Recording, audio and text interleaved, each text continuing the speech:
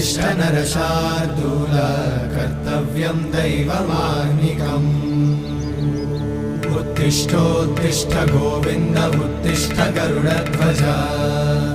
उत्तिष्ठ कमलाकान्त त्रैलोक्यं मङ्गलं कुरु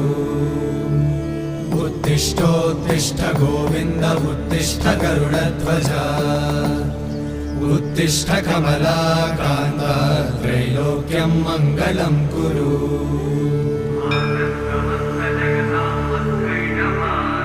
मातः समस्त जगतां मधुकैटभारे वक्षो विहारिणि मनोहर दिव्यमूर्ते श्रीस्वामि निःश्रित जनप्रिय दानशीले श्रीवेङ्कटेश दयिते तव सुप्रभातम् तव सुप्रभातमरविन्दलोचने भवतु प्रसन्नमुखचन्द्रमण्डले विधिशङ्करेन्द्रवनिताभिरर्चिते वृषशैलनाथ दयिते दयानिधे